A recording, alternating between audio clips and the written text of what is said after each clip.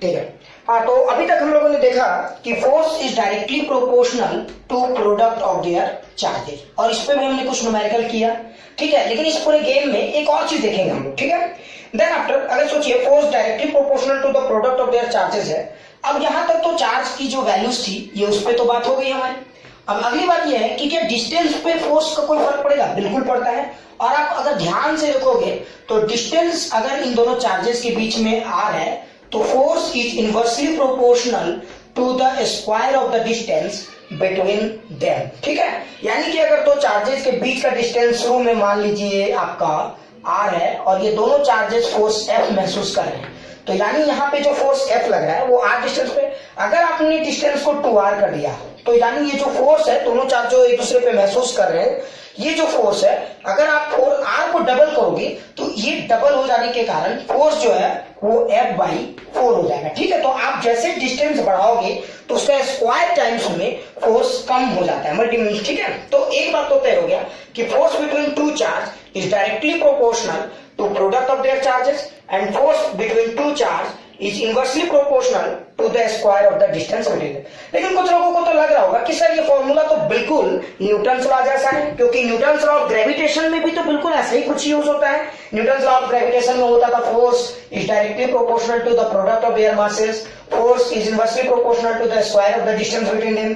इसका मतलब कुछ लोगों को लग रहा होगा अरे सर ये तो कूलॉम्स लॉ वाले क्या क्या m1 की जगह q1 पुट कर दिया है, m2 की जगह q2 पुट कर दिया है, बाकी सब तो एज यूजुअल है, ऐसा लग रहा होगा। लेकिन बिल्कुल ऐसा नहीं है। अब जो गेम है यहां तक तो दोनों में सिमिलैरिटी चलता है, इसके बाद दोनों में एक बहुत ही मेजर डिफरेंस क्रिएट होता है। और ध्यान से सुनिए बच्चों, अब इसी के बाद ये कंसेप्ट खास हो जाता है, ठीक है। यहां तक तो सब लोगों को समझ में आ रहा था, इसलिए मैं अभी तक थोड़ा फास्ट बोल रहा था। अब यहां के बाद से मैं थोड़ा स्लो बोलूंगा, ठीक है। तो चलिए ध्यान से समझते हैं खेल को। देखो, अगर इन दोनों के फोर्स को आप ये करते थे तो इन दोनों के प्रोपोर्शनलिटी को ये करके आप m1 m2 by R square लिखते थे। उसके बाद जब आप इस प्रोपोर्शनलिटी को हटाते थे तो कांस्टेंट आता था g m1 m2 by R square, है ना। यहाँ पे ये जो g है ये इस प्रोपोर्शनलिटी का कांस्टेंट है, ठीक है। लेकिन आप यहाँ पे देखोगे तो जब आप इस फोर्स को ये करोगे तो इसको आप लिख सकते थे q1 q2 by R square, ठीक है। ये दोनों को अगर आप मिला दोगे तो ये हो जाएगा। आप उसके बाद देखो, अगर इस प्रोपोर्शनलिटी को अगर आप हटाओगे तो यहाँ पे प्रोपोर्शनलिटी में क्या रखेंगे, तो यहाँ पे g रखते हैं, ठीक है। लेकिन यहाँ पे प्रोपोर्शनलिटी में हम लोग k रखते हैं। क्या रखते हैं हम लोग? k। इसको कूलॉम्स कांस्टेंट भी कहते हैं, k q1 q2 by R square, ठीक है। तो कुछ लोग बोलेंगे सर ये तो फिर वही बात हो गई, एकदम कॉपी लग रहा है, यहाँ जी रख देते हैं। तो कुछ लोगों को लगता है अरे सर ये तो लगता है कि कूलॉम्स बाबा ने पूरा न्यूटन्स का कॉपी कर लिया। बिल्कुल नहीं।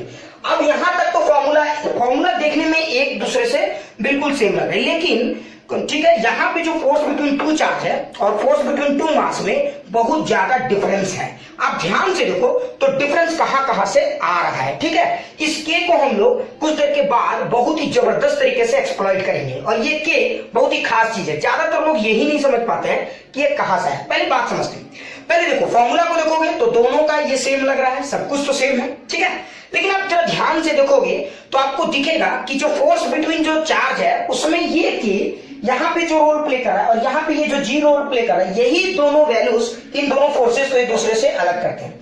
अगर आप इस जी के वैल्यू को ऑब्जर्व करोगे तो ये जी का वैल्यू जो मैग्नीट्यूड है 6.67 इंटू 10 पावर -11 है, ठीक है। और जबकि आप यहाँ पे इस के वैल्यू को देखोगे जो एयर में, ठीक है, वो बाद में हम लोग बात करेंगे, 9 इंटू 10 पावर 9 है। आपने एक चीज ध्यान से देखा, यहाँ पे ये जी का वैल्यू 10 पावर -11 में है, जी का वैल्यू 10 पावर -11 में, और यहाँ पे के का वैल्यू 10 के पावर 9 में। अगर पावर के ऑर्डर के डिफरेंस को देखेंगे तो यानी कि ये जो वैल्यू है के का वैल्यू जी के वैल्यू से लगभग 10 पावर 20 टाइम्स ज्यादा है कि नहीं, जिसके कारण चार्ज के बीच का जो फोर्स है वो बहुत ही ताकतवर हो जाता है, ठीक है। तो यानी इसका मतलब ये हुआ कि दो चार्जेस के बीच का फोर्स, ठीक है, वो बहुत ही स्ट्रांग होता है, जबकि जी का वैल्यू कम होने के कारण दो मासेस के बीच का फोर्स उतना ज्यादा स्ट्रॉन्गर नहीं हो पाता है, जिसके कारण हम लोग हमेशा कहते हैं कि जो इलेक्ट्रिक फोर्सेस है वो हमेशा ग्रेविटेशनल फोर्सेस से बहुत ही ताकतवर होता है। इसको हम लोग जब न्यूमेरिकल्स में जाएंगे तो इलेक्ट्रॉन प्रोटॉन के बीच के फोर्स को कैलकुलेट करके भी हम लोग एनालाइज कर सकते हैं। वो बात की बात है। लेकिन अभी फिलहाल समझ रहे हैं कि ये के कारण एक बात तो तय हो जाता है कि इलेक्ट्रिक फोर्स जो है वो much much stronger than gravitational force. ठीक है, तो एक देखिए पहला डिफरेंस तो यही से आ गया कि इलेक्ट्रिक फोर्स जो है वो बहुत ही ज्यादा स्ट्रॉन्गर है ग्रेविटेशनल फोर्स से, है ना। ठीक है, तो देखो पहला एकदम ये बात तो तय हो गया। ठीक है, तो देखो यहाँ जो के का वैल्यू है, यहाँ पे जो इलेक्ट्रिक कांस्टेंट है जिसका वैल्यू 9 × 10⁹ है, हम डायमेंशंस यूनिट्स के बाद में बात कर लेंगे, तो जिसके कारण इलेक्ट्रिकल फोर्स, दो चार्ज के बीच का इलेक्ट्रिक फोर्स काफी स्ट्रॉन्गर हो जाता है। ठीक है, जबकि जी का वैल्यू उतना खास नहीं है जिसके कारण ग्रेविटेशनल फोर्स वीक होता है। दैट्स व्हाई हम लोग हमेशा कहते हैं कि electric forces are far more stronger than gravitational forces. ठीक है, ये एक बड़ा ही इंपॉर्टेंट पॉइंट है। लेकिन और क्या डिफरेंसेस हो सकता है, तो आप ध्यान से देखोगे तो एक और बहुत ही खास बात है, यहाँ पे ये जो के का वैल्यू है ये हर मीडियम में अलग अलग होता है। तो यानी के जो है वो आपका एक यूनिवर्सल कांस्टेंट नहीं है, ये मीडियम के ऊपर अलग अलग मीडियम में इसकी वैल्यू अलग अलग होती है, जिसके कारण इसको थोड़ा सा जूम करके भी हमको समझना पड़ेगा। ठीक है, तो इसको हम लोग और भी मैग्नीफाई करके समझेंगे। लेकिन अभी फिलहाल जबकि यहाँ पे जी को देखोगे तो आपको एक बात तो समझ में आ जाता है कि जी की जो वैल्यू है वो इंडिपेंडेंट ऑफ द मीडियम है, ये यूनिवर्सल कांस्टेंट है। मतलब ये हुआ कि अगर आप दो मास लेते हो, ठीक है, और दो मास को आप हवा में मेजर करते हो एयर फोर्स, तो जैसे इन दोनों मासेस को आप पानी में भी डुबा के रखोगे सेम डिस्टेंस में, तो आपको वही फोर्स मेजर होगा। मतलब आप किसी भी मीडियम में दो मासेस को रख दो, दोनों मास के बीच का फोर्स हमेशा इंडिपेंडेंट ऑफ द मीडियम है। मतलब एक बात तो तय हो गया कि ये जो जी है वो यूनिवर्सल कांस्टेंट, आप कहीं किसी कोने में उठा के रख दो, दो मासेस के बीच का फोर्स हमेशा एक जैसा होगा। लेकिन लेकिन लेकिन आप इस चार्ज के बीच की बात करते हो तो ये चार्ज का जो बीच का बात है, ये जो के, ये अलग अलग होता है, जिसके कारण electric force between two charges हर मीडियम में अलग अलग होता है। ठीक है, आप हवा में जब फोर्स को मेजर करोगे तो आपको एफ मेजर होगा, लेकिन जब उन्हीं दोनों चार्जेस को आप पानी के अंदर मेजर करोगे या किसी और डायरेक्ट्रिक कांस्टेंट या कोई भी और चीजों के अंदर मेजर करोगे, अलग अलग मीडियम के अंदर मेजर करोगे, तो उसकी जो वैल्यू है वो एफ बदल जाती है। ठीक है, तो इसका मतलब ये हुआ कि के डिपेंड्स ऑन मीडियम, जबकि G does not depends on medium. ये भी एक खास बात है कि इलेक्ट्रिक फोर्स जो है हर मीडियम डिपेंडेंट बन जाता है, जबकि gravitational force is independent of the medium. तो दूसरा जो सबसे बड़ा खास बात यह है इलेक्ट्रिक फोर्स और ग्रेविटेशनल फोर्स के बीच में अलग होने का एक सबसे बड़ा कारण ये भी। और मैं आपको जानकारी के बता दूं, इलेक्ट्रिक फोर्स ही दुनिया के मतलब 95% फोर्सेस दुनिया में इलेक्ट्रिक फोर्सेस से ही रेगुलेट हो रहे हैं। ये एक बहुत खास बात है। ठीक है, इसलिए इसको थोड़ा सा अच्छे से समझना है। तो ये जो के है हर मीडियम में अलग अलग है, जिसके कारण इलेक्ट्रिक फोर्स हर मीडियम में अलग अलग तरीके से बिहेव करता है। तो हमने एक बात तो समझ लिया, तो इस के और जी के दो अलग अलग वैल्यूज के कारण, के का अलग वैल्यू होने के कारण और जी का अलग वैल्यू होने के कारण, ये के का नेचर इस इलेक्ट्रिक फोर्स को बिल्कुल अलग बना देता है ग्रेविटेशनल फोर्स से। ठीक है, तो एक बात तो हम लोग समझ गए। तो हमने दो बातें यहां से समझा। ठीक है, आपको तो पहला ऐसा लग रहा होगा कि इलेक्ट्रिक फोर्स का फॉर्मूला और ग्रेविटेशनल फोर्स का फॉर्मूला बिल्कुल सेम है, पहला ऐसा लग रहा होगा, लेकिन ऐसा नहीं है। शुरू में ऐसा लगता है कि दोनों फॉर्मूले एकदम पार्ट बाई पार्ट चल रहे हैं, लेकिन जैसे ही आप कांस्टेंट पे जब चले जाते हो तो ये गेम बिल्कुल अलग हो जाता है। आप देखोगे कि जी का वैल्यू बहुत ही छोटा है, जबकि के का वैल्यू ठीक ठाक बड़ा है, 9 × 10⁹ यूनिट, बाद में आप खुद से कैलकुलेट कर सकते हो। ठीक है, 9 × 10⁹। इसका मतलब ये हुआ कि इलेक्ट्रिक फोर्सेस जो है वो far more stronger forces than gravitational force. अच्छा, दूसरा और क्या डिफरेंस है, आप जरा ऑब्जर्व करोगे तो इलेक्ट्रिक फोर्स को आप देखोगे तो ये अलग अलग मीडियम में अलग अलग होता है, जबकि ग्रेविटेशनल फोर्स हर मीडियम में कांस्टेंट होता है। इसका कारण है जी, जो यहाँ पे यूनिवर्सल कांस्टेंट, जबकि इसका कारण है यहाँ पे के, जो कि यूनिवर्सल कांस्टेंट नहीं है, ये डिपेंड करता है मीडियम पे। तो हमको इसको थोड़ा सा अच्छे से समझना होगा। ये थोड़ा सा टर्म आपको थोड़ा सा डिफिकल्ट लग सकता है, लेकिन ये बहुत ही खास वर्ड है। ठीक है, तो हम लोग इस बात को समझ गए। अब आगे बढ़ते हैं। अब हम लोग समझते हैं कि इसका क्या और खास लॉजिकल मीनिंग है। ठीक है, अब आप सोच रहे होंगे कि सर इलेक्ट्रिक फोर्सेस, ठीक है, एक देखो कुछ कॉमन क्वेश्चन क्या क्या दिमाग में आ सकते हैं। पहला हम लोगों ने एक बात समझ लिया कि electric forces are far more stronger than gravitational forces. कुछ लोग तो सोच रहे होंगे सर इलेक्ट्रिक फोर्स अगर इतने ही स्ट्रॉन्गर है ग्रेविटेशनल फोर्सेस से, तो दुनिया में जो भी इंसान है सबसे ज्यादा ग्रेविटेशनल फोर्सेस को ही क्यों महसूस करते हैं। पहला सवाल नंबर 1, जिसका जवाब हम लोग को देने की कोशिश करेंगे हम लोग, ठीक है, समझने की कोशिश करेंगे, देने की क्या समझेंगे। तो पहला सबसे इंपॉर्टेंट पॉइंट ये है कि सर अगर इलेक्ट्रिक फोर्सेस बहुत ही स्ट्रॉन्गर है in comparison to gravitational forces, लेकिन एक आम इंसान सबसे पहले ग्रेविटेशनल फोर्सेस को ही महसूस करता है, इलेक्ट्रिक फोर्सेस को क्यों नहीं महसूस करता। अगर आप छत पे देखो, कभी बाई मिस्टेक गिर गए, ये हो गए, वो हो गए, हड्डी टूटा, जो भी हुआ, उसके लिए ग्रेविटेशनल फोर्सेस ज्यादा जिम्मेदार। अगर ये स्ट्रॉन्गर है तो ये महसूस क्यों नहीं हो रहा है, ठीक है, ये चीज हम लोग समझेंगे। आप बस इस कंसेप्ट को इतना समझो, आपको मैं 2 एग्जांपल देकर समझाता हूं कि ये इलेक्ट्रिक फोर्सेस स्ट्रॉन्गर होने के बावजूद भी अपना इफेक्ट नहीं दिखा पाता। इसका सबसे बड़ा कारण है इसका नेचर, ठीक है। ग्रेविटेशनल फोर्सेस की क्या खास बात है और इलेक्ट्रिक फोर्सेस में क्या खास बात है जो इन दोनों को बिल्कुल अलग कर देता है, तो थोड़ा सा एनालाइज करते हैं।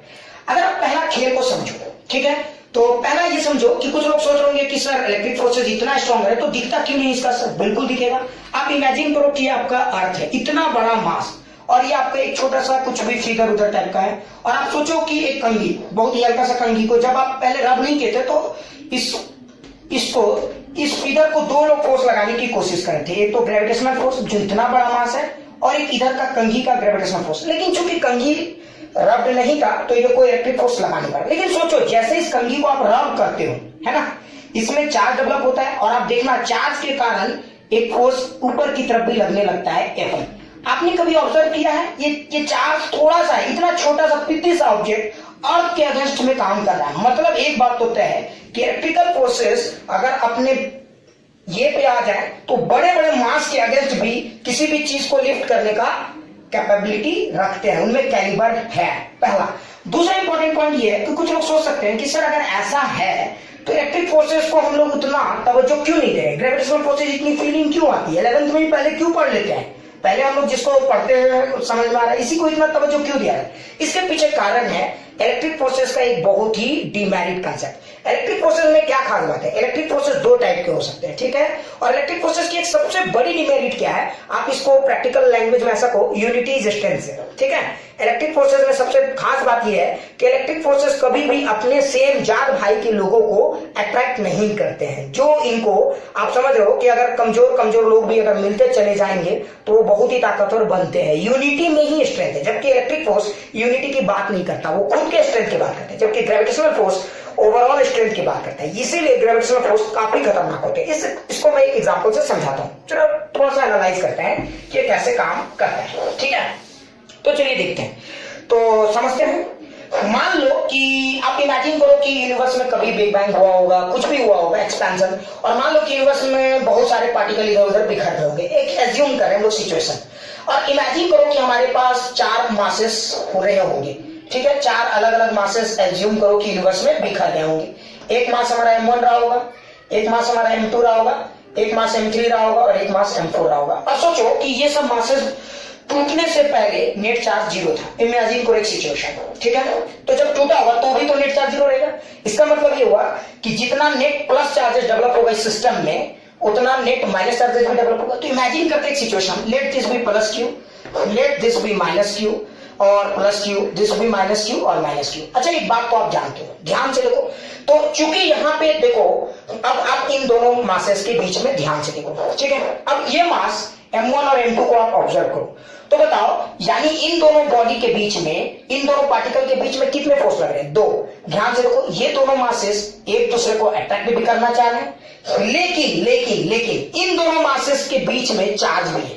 तो ये दोनों चार्ज सेम काइंड के होने के कारण एक दूसरे को अटैक नहीं करे, जबकि ग्रेविटेशनल फोर्स हमेशा अट्रैक्शन का ये रखते हैं, और ये दोनों चार्जेस सेम नेचर के होने के कारण एक दूसरे को रिपल कर रहे हैं। आप ऑब्जर्व करो, जब ध्यान से सुना, जब किसी भी बॉडी में चार्ज डेवलप है तो उस बॉडी पे, ध्यान से सुनो, जब किसी भी बॉडी में चार्ज डेवलप है तो उस बॉडी पे लगने वाला इलेक्ट्रिकल फोर्स ग्रेविटेशनल फोर्स के कंपैरिजन में बहुत ही हाई है।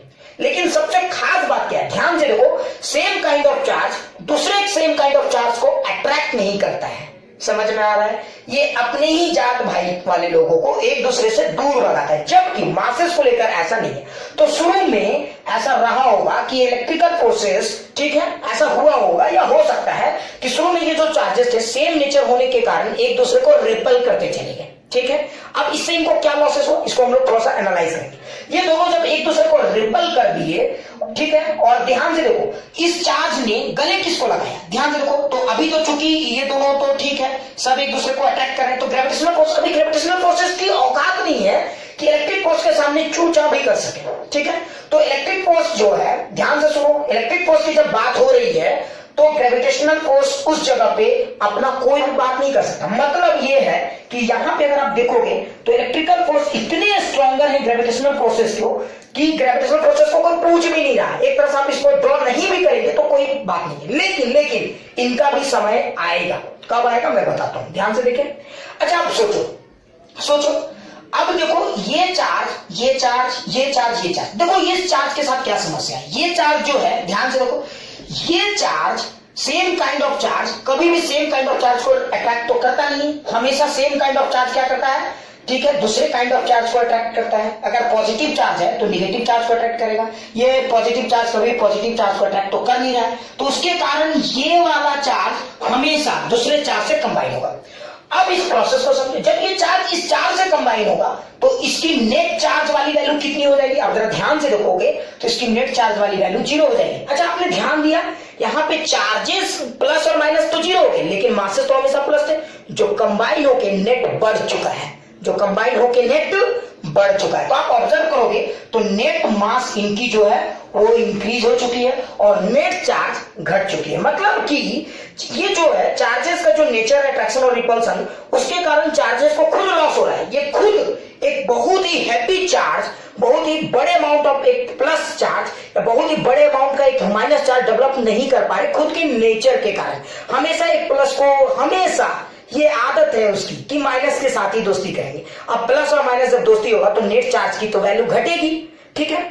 अब जबकि यहां ऐसा हुआ तो यहां भी हुआ, लेकिन एक बात होता है इनकी वैल्यूज घट रही थी, लेकिन आपने ऑब्जर्व किया होगा कि मासेस को लेकर क्या खास बात है, मास तो हमेशा कंबाइन हो रहे थे, तो मास के सेम नेचर होने के कारण ध्यान से देखो तो नेट मास बढ़ा है, ऑब्जर्व करोगे आप तो नेट मास बढ़ा है लेकिन नेट चार्ज घटा है। यहां पे भी वैसा ही कुछ हुआ। अच्छा सोचो अब चार्ज अगर घट गए तो फिर अब सोचो अगर ये चार्ज 0 हो गया, ये चार्ज 0 हो गया, तो अब ये बॉडी इस बॉडी पे अपना इलेक्ट्रिक फोर्स वाला असर नहीं दिखा पा रहा है, क्योंकि ये बॉडी एक तरह से न्यूट्रल हो चुका है और ये बॉडी भी न्यूट्रल हो चुका है। तो इस सिंपल सा सवाल का जवाब ये है कि अगर इलेक्ट्रिक फोर्स इतने स्ट्रॉन्गर है तो हम लोग प्रैक्टिकल लाइफ में इलेक्ट्रिक फोर्स को क्यों नहीं उतना फील कर पा रहे हैं, या ग्रेविटेशनल फोर्सेस जैसी इनको उतनी इज्जत क्यों नहीं दी जा रही। तो इसका सबसे बड़ा कारण यह है कि दुनिया की जितनी भी लगभग बॉडी है वो क्या है, वो न्यूट्रल है, ठीक है। तो जब वो बॉडी न्यूट्रल है तो आप जानते ही हो कि जब बड़े लोग शांत हो जाएंगे तो फिर अंधों में काना राजा हो सकते हैं। मतलब ये हुआ कि इलेक्ट्रिक फोर्सेस लगभग 0 के आसपास है, ठीक है।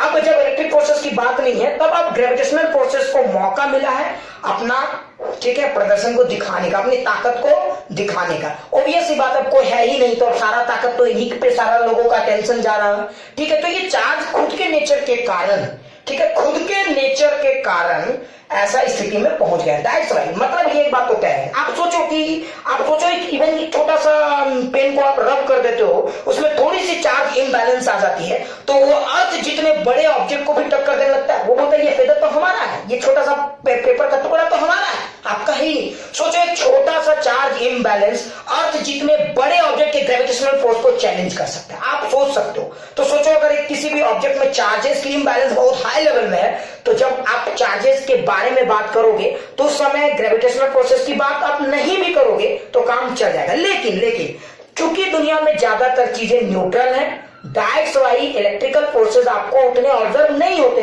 और नहीं होते हैं तो फिर जो भी है ग्रेविटेशनल फोर्सेस ही आपको फील आता है। पहला। दूसरा इंपॉर्टेंट पॉइंट तो यहां तक तो हो गया होगा क्लियर। अच्छा कुछ लोग सोचते हैं अगर सोचो क्या होता अगर प्लस प्लस को अट्रैक्ट करता और माइनस माइनस को अट्रैक्ट करता, तो आपको मैं गारंटी से बता रहा हूं आज का यूनिवर्स कुछ अलग होता। और मतलब आप इलेक्ट्रिक फोर्सेस के बारे में ही सिर्फ सोचते और सारी स्टडी इलेक्ट्रिक फोर्सेस को लेकर ही होता, ग्रेविटेशनल फोर्सेस की तो कोई बात भी नहीं हो सकती थी। तो ये जो सबसे बड़ा पॉइंट है, तो आप मुझे लगता है कि ये बात आपको क्लियर हो गया होगा, ठीक है। तो ये बहुत ही इंपॉर्टेंट पॉइंट है, ठीक है।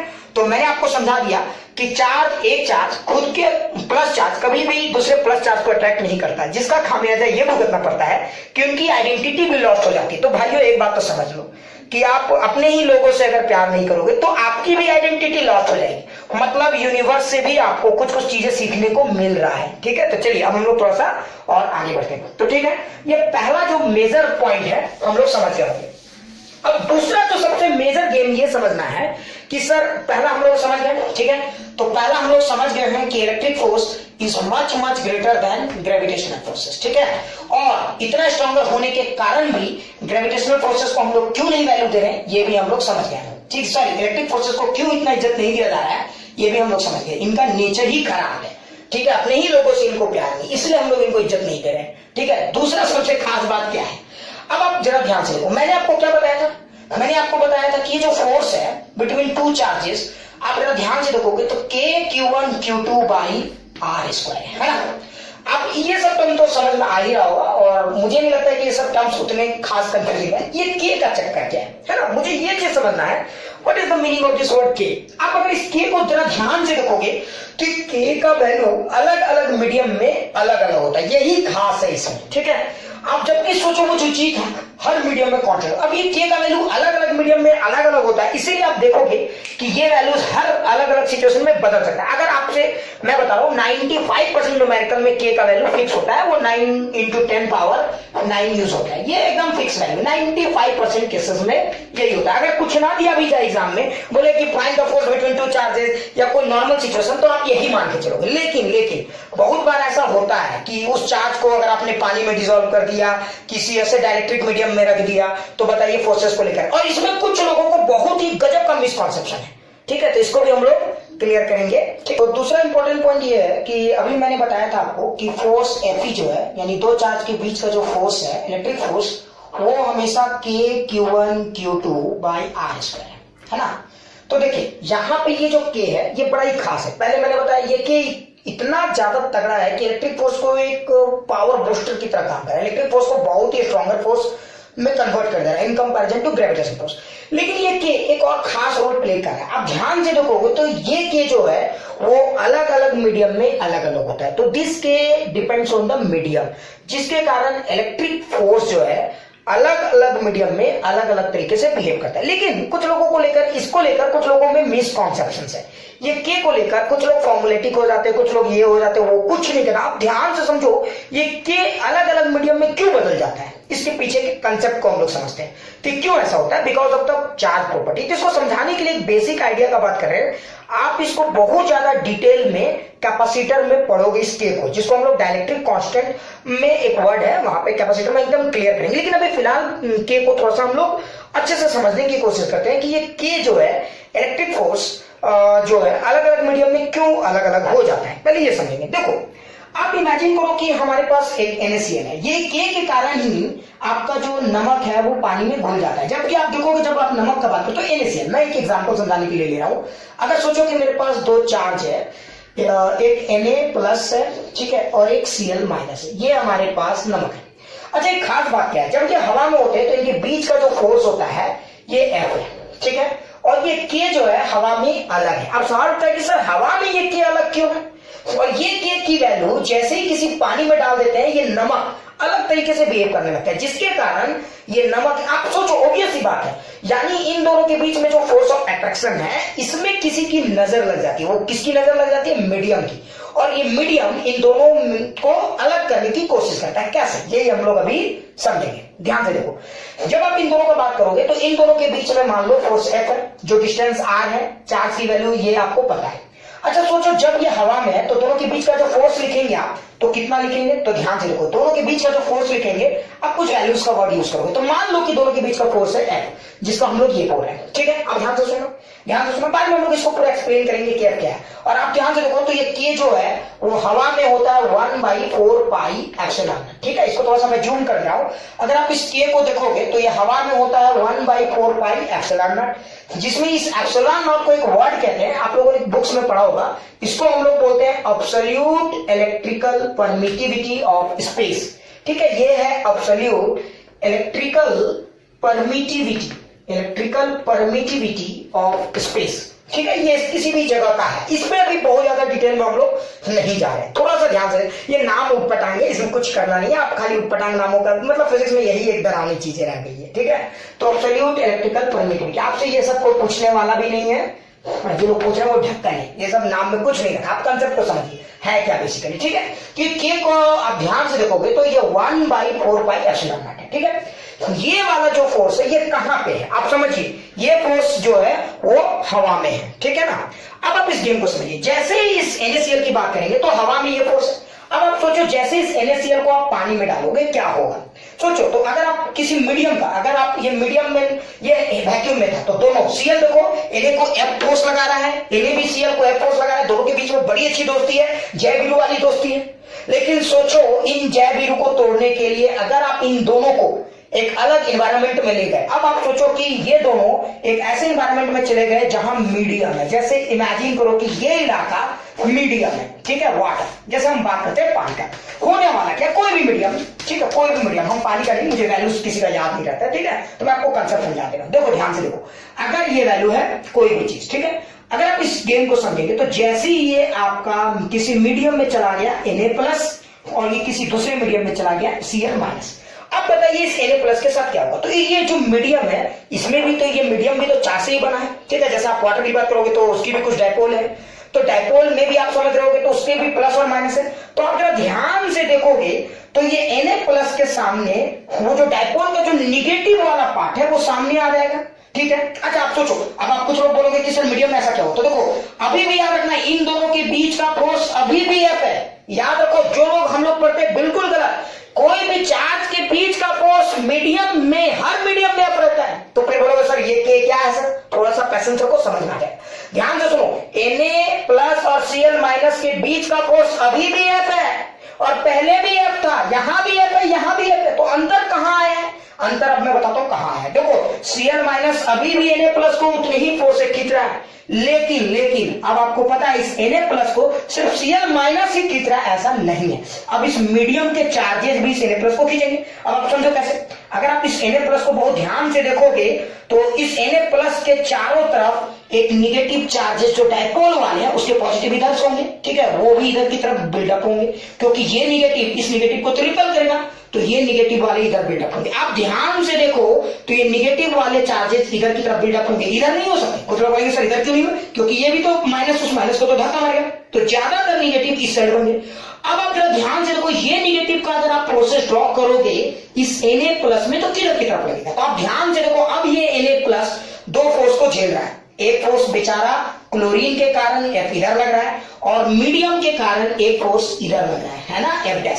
इसका मतलब ये हुआ कि Na+ जब वैक्यूम में था, जब मैं मान लो कि मेरे पास दो चार्जेस थे, ये जब मान लो हमारे पास ये दो चार्जेस थे, तो ये जब वैक्यूम में थे, ठीक है, तो ये चार्ज सिर्फ इसी का फोर्स महसूस कर रहा था। लेकिन जैसे ही ये दोनों किसी मीडियम में चले गए, ये चार्ज अब सिर्फ इसका फोर्स महसूस कर रहा है, ऐसा नहीं है, ये चार्ज अब मीडियम का भी फोर्स महसूस कर रहा है। और आप ध्यान से देखो इस चार्ज में नेट फोर्स बढ़ेगा या घटेगा, आप लॉजिक से भी समझ सकते हो। आप ध्यान से देखो इस Na+ के चारों तरफ इधर निगेटिव बिल्डअप हो गया है, तो अगर आप इस Na+ पे जब नेट फोर्स निकालोगे तो net force acting on Na+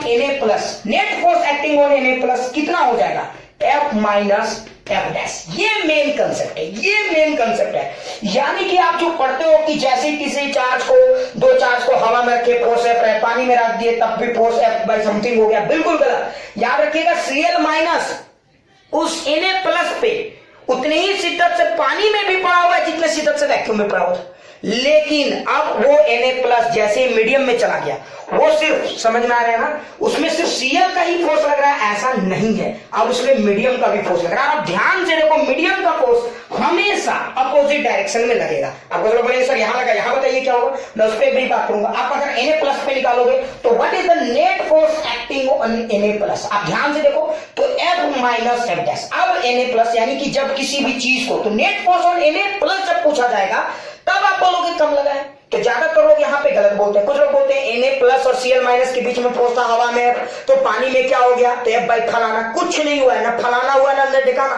पानी और हवा में Na+ और Cl- के बीच का फोर्स हमेशा सेम रहा है, बस Na प्लस में लगने वाला नेट फोर्स मीडियम में कम इसलिए हो गया है क्योंकि Na प्लस को पहले Cl माइनस इधर की तरफ खींच रहा था, और आप ध्यान से देखो Cl माइनस इधर खींच रहा था, तो बाकी मीडियम के लोग अपोजिट डायरेक्शन में खींच रहे हैं, जिसके कारण ये जो Na प्लस है अब वो कम फोर्स महसूस करेगा। हम लोग वो चीज लिखते हैं वहां पे, ठीक है, net force experienced bye Na plus. हम ये नहीं लिखते force between Na plus and Cl minus, तो ये गलत है। पहला बात को आप समझ लो, तो कभी भी आप ये नहीं बोलोगे कि net force force between Na plus and Cl minus will reduce in medium, नहीं, कभी भी नहीं घटने वाला है, ना घटेगा। समझ में आ रहा है? वो फोर्स तो हमेशा उतना था। हाँ, net force experienced bye Na plus medium decrease हो जाएगा, ठीक है। तो Na प्लस और Cl माइनस के बीच में लगने वाला फोर्स कभी भी चेंज नहीं होता है। तो फिर कुछ लोग बोलेंगे सर Na प्लस क्यों कम महसूस कर रहा है? क्योंकि भाई मीडियम भी तो है। यानी कि आप ध्यान से देखो तो Na प्लस में लगने वाले अब दो फोर्स है, एक वो फोर्स जो चार्ज लगा रहा है, जो वैक्यूम में भी था, पानी में भी है, और वो फोर्स जो मीडियम के कारण आ गया। आप सोचो अगर मीडियम नहीं होता, आप सोचो मीडियम नहीं होता तो ये फोर्स तो कभी भी नहीं होता। तो net force experienced bye Na plus हमेशा क्या होता? F ही होता। इसका मतलब ये हुआ कि F डैश आने के कारण हमेशा नेट फोर्स जो है Na प्लस, आप सोचो अगर ये नहीं होता तो इसकी मैक्सिमम वैल्यू कितनी होती है? F होती। अगर मीडियम में आ गया तो मीडियम कुछ ना कुछ तो F डैश डेवलप करेगा, और वो हर मीडियम की अपनी अलग अलग प्रॉपर्टी है, उसकी डायपोल मोमेंट क्या है, उसकी चार्जिंग वैल्यूज क्या है, बहुत सारी प्रॉपर्टी है। इसी कारण से ये F डैश हर मीडियम में अलग अलग होगा, और अगर ये F डैश हर मीडियम में अलग अलग होगा तो net force experienced bye Na plus भी हर मीडियम में अलग अलग होगा। Net force experienced bye Na plus भी हर मीडियम में अलग अलग होगा। फिर से ध्यान से सुने, net force experienced bye Na plus हर मीडियम में अलग अलग होगा, और सबसे ज्यादा कहां होगा? तो वैक्यूम में होगा। समझ में आ रहा है कि नहीं आ रहा है? ठीक है, समझ गए होंगे पूरा अच्छे से। अब आगे बढ़ते हैं, थोड़ा सा समझते हैं कहानी को, ठीक है। ये तो मैं समझ गया सर, लेकिन अब सवाल है कि F डैश कितना है। तो हम लोगों को एक आदत है, हम लोग क्या करते हैं, बेसिकली नेट फोर्स की बात करते हैं, इसलिए हम लोग हर चीज को तोड़ मरोड़ के देखते हैं, ठीक है। तो समझते हैं कैसे, ध्यान से सुनो।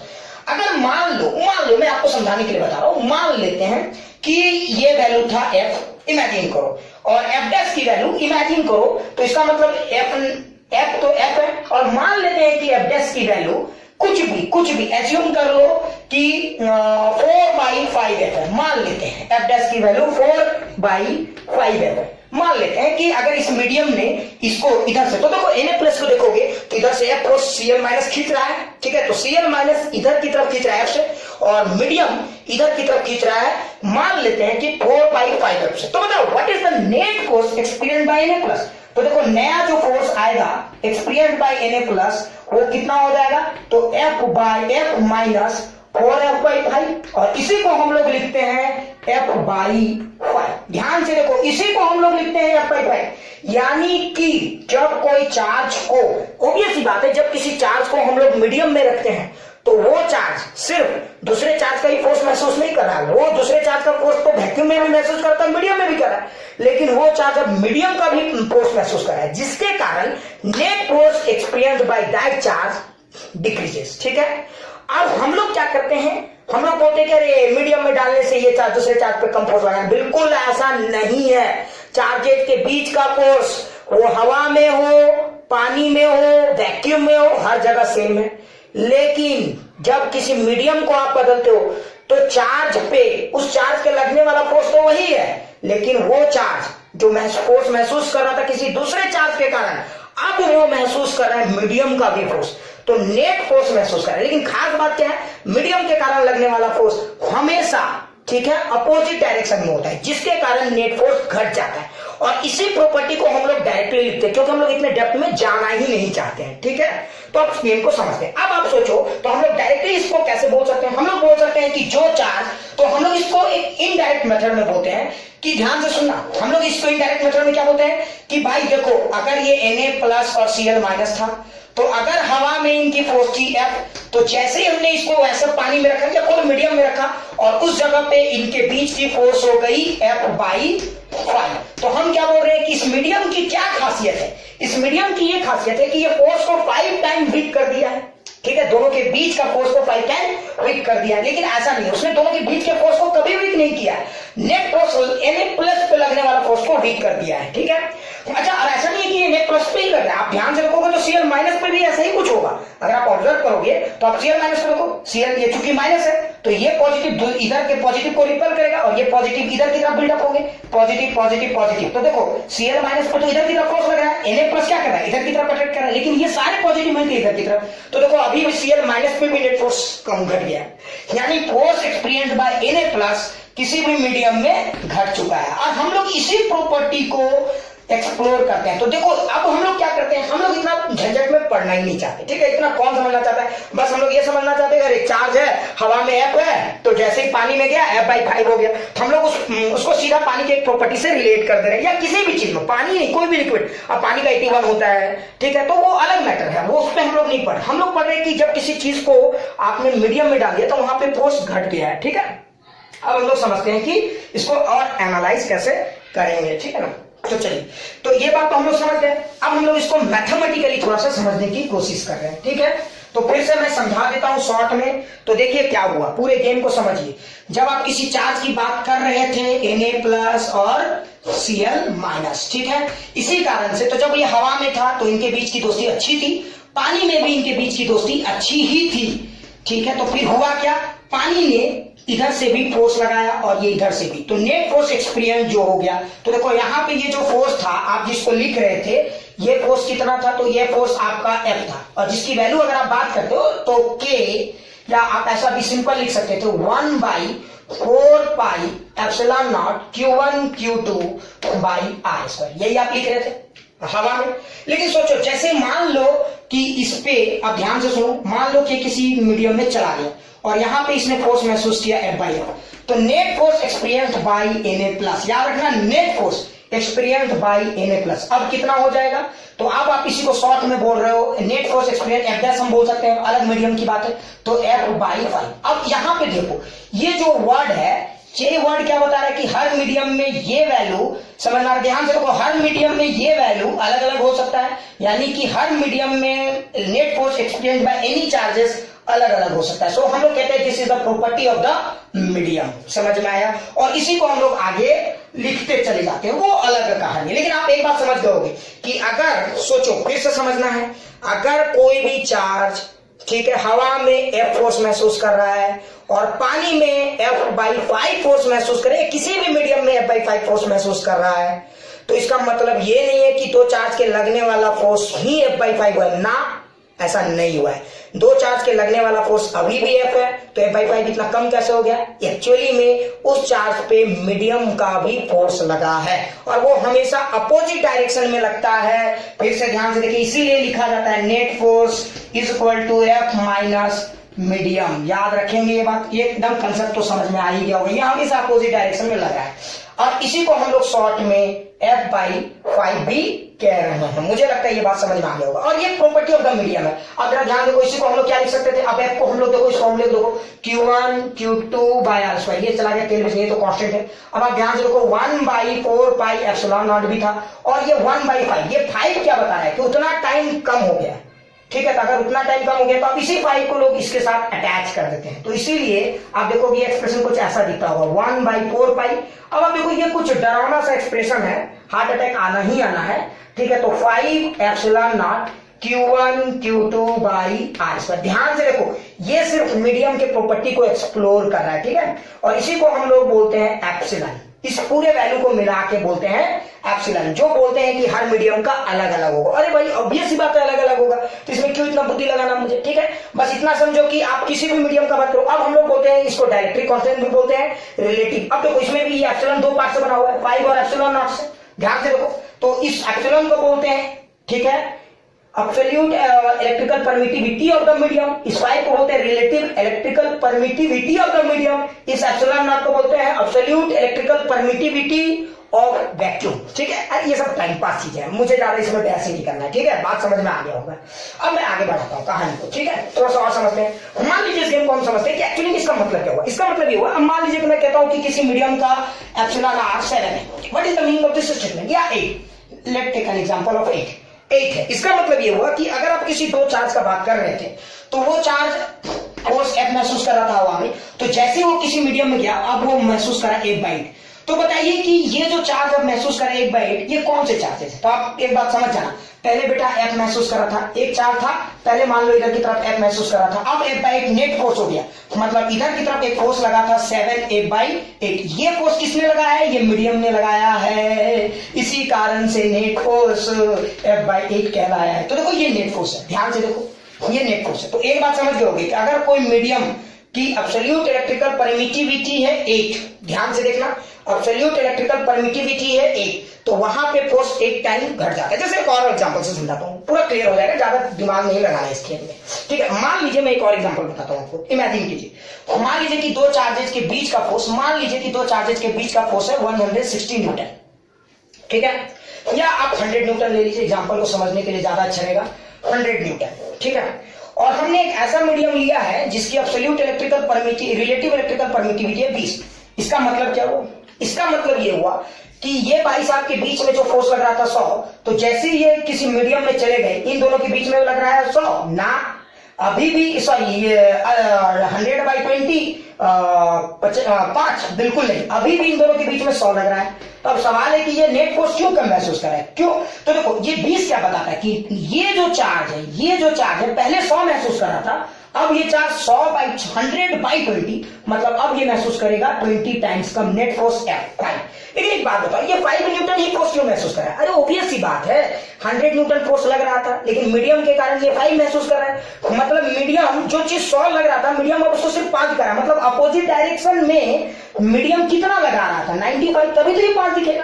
तो how much force is applied by the medium on this charge? 95। देखो बहुत ही सिंपल है, समझ गए होगे मैं क्या कहना चाह रहा हूं, ठीक है। मैं कहना क्या चाह रहा हूं, क्लियर है या नहीं?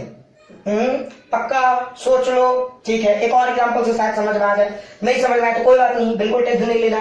और मैं एक एग्जांपल बताऊं, मान लीजिए कि हमारे पास दो चार्ज है, मैं सिंपल डाटा का बात कर रहा हूं, मैं जोड़ घटाव में बहुत स्ट्रांग नहीं हूं, ठीक है।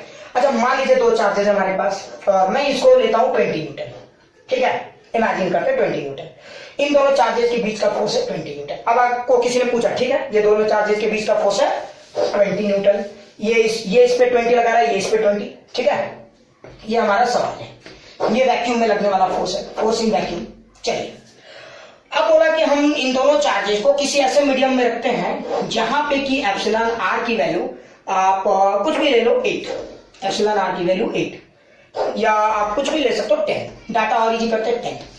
तो अब ध्यान से सुनो, question number 1, force on Q1 due to Q2, ये सिंबल है, ये बताता है कि Q1 पे जो फोर्स लग रहा है Q2 के कारण, ठीक है। इस पे हम लोग अभी विस्तार से बात कर लेंगे आगे, ठीक है।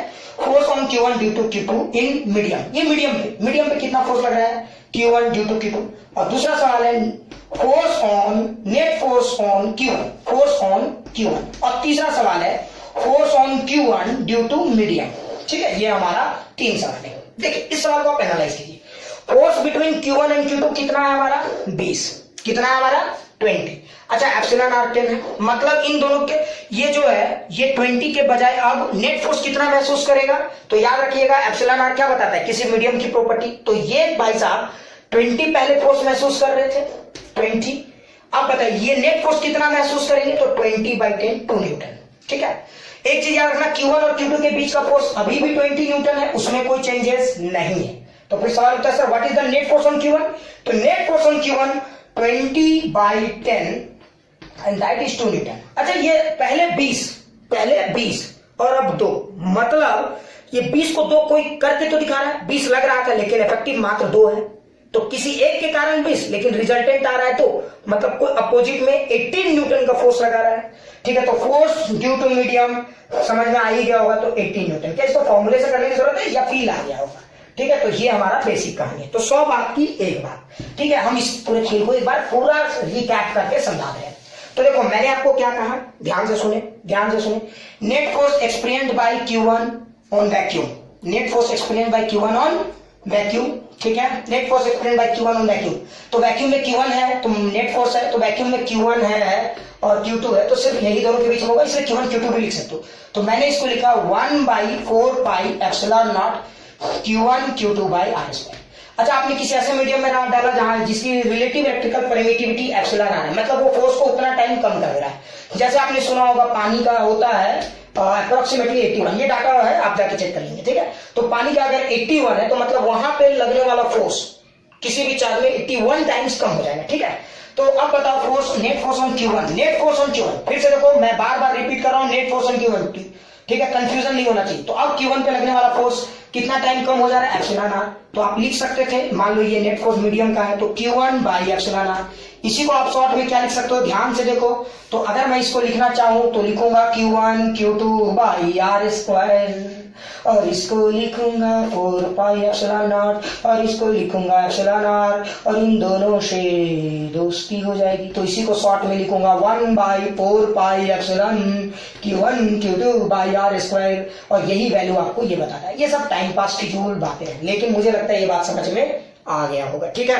तो इसी कारण से जब आप नमक को पानी में घोलते हो तो नमक में पानी का भी असर दिखता है, और पानी क्या करता है, Na प्लस को Cl माइनस से, Cl माइनस जितना लगा रहा था वो तो लगा ही रहा था, लेकिन वाटर का जो पार्ट है माइनस वाला सेगमेंट, ठीक है, वो Na प्लस को भी उतनी ही फोर्स से अपोजिट डायरेक्शन में खींचता है। और इतना नहीं, सिर्फ Na प्लस को इधर से नहीं खींच रहा है, पानी का दूसरा पार्ट Cl माइनस को भी खींच रहा है, जिसके कारण Na प्लस और Cl माइनस के बीच में दोस्ती में दरार आ जाती है, ठीक है। तो मुझे लगता है ये बात समझ में आ गया, जिसके कारण आपका नमक पानी में घुल जाता है, या कोई भी पोलर सब्सटेंस में घुलने के चांसेस अच्छे खासे हैं, ठीक है। तो चलिए होप करते हैं कि आपको ये पूरा कंसेप्ट अच्छे से समझ में आया होगा।